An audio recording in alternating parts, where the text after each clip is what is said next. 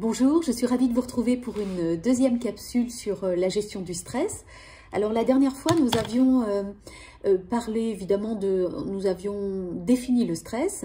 Je vous avais donné un journal émotionnel et puis une petite fiche sur la respiration en triangle. Alors aujourd'hui, nous allons surtout parler des stresseurs et de l'impact de ceux-ci sur votre qualité de vie. Et en fin de capsule, je vous donnerai un nouvel outil de gestion émotionnelle pour gérer au mieux votre stress. La dernière fois, vous avez eu donc la fiche sur la respiration au triangle. J'espère que vous avez pu la mettre en œuvre, commencer à l'utiliser dans votre vie quotidienne. Alors n'oubliez pas qu'il est difficile de s'apaiser dans une situation stressante. Le cœur s'affole, la respiration s'emballe, les pensées deviennent incontrôlables. C'est vraiment difficile. C'est pourquoi je vous propose de vous entraîner quand tout va bien. Voilà.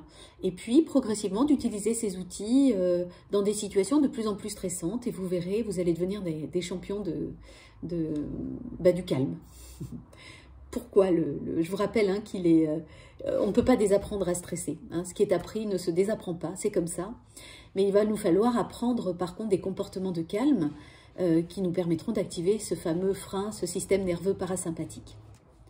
Donc en fin de capsule, je vous donnerai donc un nouvel outil. Mais il est temps là à présent de s'occuper des stresseurs et de notre cercle vicieux. Alors, dans une situation, servez-vous de votre journal émotionnel, dans une situation stressante, notez un peu vos pensées, ce qui vous passe par la tête. Par exemple, une personne anxieuse, elle va se dire oh, « et si j'y arrive pas, et si ça se passe mal ?» ou « pourvu que, oh là là, pourvu que je ne me plante pas quand je vais parler en réunion », enfin, vous voyez, des choses comme ça.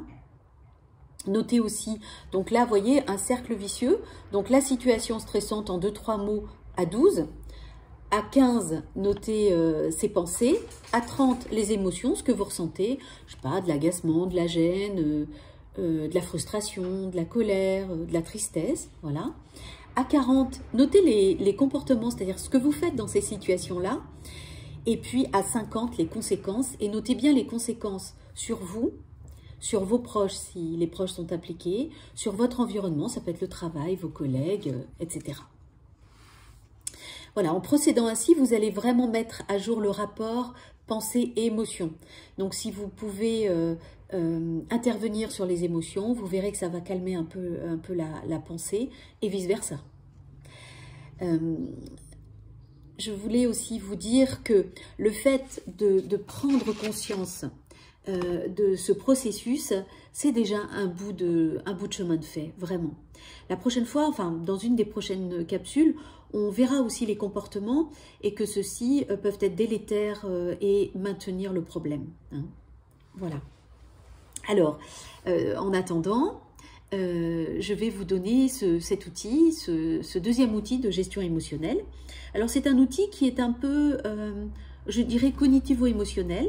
Donc, en fait, vous allez fixer un objet, voilà, et essayer de vous concentrer sur cet objet et de le détailler le plus soigneusement possible.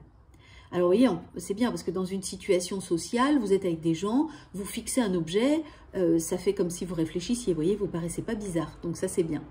Et puis après, alors, si vous êtes seul, vous pouvez fermer les yeux, sinon vous décalez le regard, pour ne pas paraître bizarre encore une fois, et puis vous essayez de penser à cet objet et de nouveau de le détailler le plus précisément possible.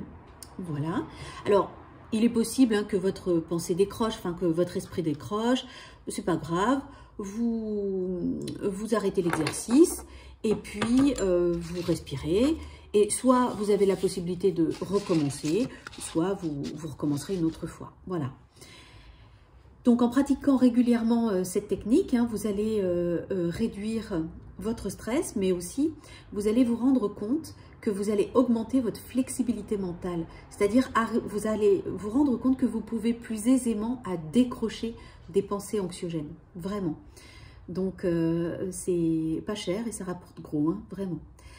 Voilà, donc dans une prochaine capsule, la prochaine, on s'occupera des pensées, notamment des habitudes de pensée. Et là, je vous donnerai des outils pour dédramatiser.